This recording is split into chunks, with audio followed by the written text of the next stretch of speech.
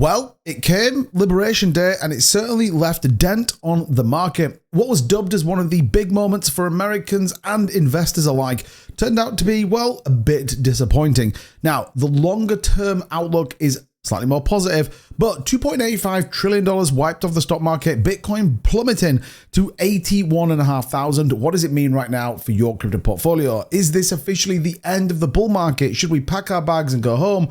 Or is there some more to come? Well, with all of this going on, there has been some very key things happening for regulation, as well as, more importantly, some Wall Street investment. We'll break it all down for you in tonight's update video, so go ahead, hit the like button and subscribe to the channel. Remember, we're covering cryptocurrency every day here on the 2Bit Crypto channel. With that being said, let's get into the video. Okay, so we're not going to try and make this too political, but once again, Trump did impose reciprocal tariffs across pretty much the entire world, making the markets totally freak out. Now, there was a small portion, a small glimmer, if you will, that actually this was going to be okay and Trump wasn't going to do it and Bitcoin and everything else was going to kind of rally. And actually, when you look at the charts, we did see a spike up to around 88,500, but then a very aggressive dump as all of these were announced. And in particular, some of those key risk plays that were put in place, things like 33% on Israel was just never on the cards and did obviously therefore see a big impact.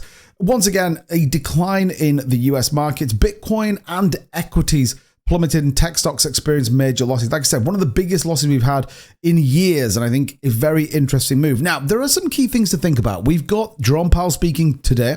This could be a big narrative as this plays out. What does he talk about with monetary policy? Clearly, people are going to question these tariffs and the impact they have. And then we have CPI data next week. These are going to be a big deal. Now, with all of these tariffs and how they play out, the CPI data is going to be very important for risk assets. Remember, this is the consumer price index, how much people are paying for it.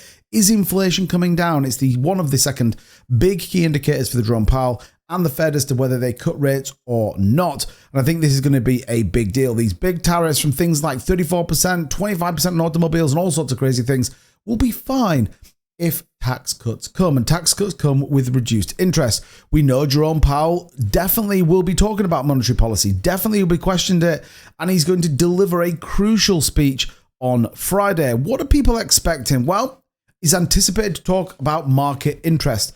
Commentary for the Fed officials reflecting a hawkish sentiment, and market dynamics could see a shift if Powell concerns. The reality here is if he stays down the narrative of, well, we're not sure, inflation may not be quite as under control as we thought, expect Bitcoin to go even further. And right now we don't seem to have a lot of positivity or, more importantly, support for our current price range. Ethereum tanking well over 3% on the day. This is a key moment and does set us up, like I said, for those CPI days. Okay, you would be fooled if you think, oh, it's all bad news, 2Bit. What's going on? The market's finished. Well, there's some pretty interesting things going on in Congress and in the Senate. For example, the Stablecoin Act was actually passed today. Now, remember, this came back in 2020, failed to pass. No one was interested about banks chartering and following traditional banking regulations when it comes to issuing stablecoins. Well, guess what? This just got passed. This is a very good news and, more importantly, allows an ease of transactions and people to get into the cryptocurrency space. Very important that we see this. Obviously, there's all this noise with USDT at the minute, but the Stablecoin Tethering and Banking License Enforcement Act is now officially passed. And I think this is good news. It will protect consumers while cementing the US dollar as the world reserve currency, promoting the next generation of Web3 businesses. This is a big deal. And I think more importantly, we're definitely going to see this start to play out. Now, with it all being said, the big question on everyone's mind is, okay, we've got these tariffs in place. Obviously, it feels aggressive in terms of tightening of monetary policy. What does it lead to? Now, 49% here on Polymarket. The view is recession could be coming. Now, this would be bad for all markets. The end of the bull market, a tank in prices, equity markets would fall through the floor. The reality is, though, this was actually worse a while back. This was in and around 70%, and now it's down at 49%. So we'll have to see how this plays out. Recession, by the way, is bad. Very bad for crypto markets, very bad for equity markets. Again, this would be a bad news story. Now, I've talked a lot about kind of why Trump's doing what he's doing. Is this going to be a good news story? Are we going to see some, movement on it? Obviously, I do cover most of this on my X Spaces as well. So if you are interested, definitely come and check us out over there. I highly recommend it. But what's going on with BTC? What do we look like from a macro standpoint? I think sometimes it is worth just seeing where we are. And the reality here is we're still in a downward trend on the weekly, but more importantly, coming again wants to retest this downward trend line. This is what we're looking for. This break on the downward trend line is the critical point. We did wick up and retest this exponential moving average here on the weekly, the 20%, but got rejected once again, as we did here and as we did at the top as well. So some key levels that we need to break, the confirmation that we're looking for.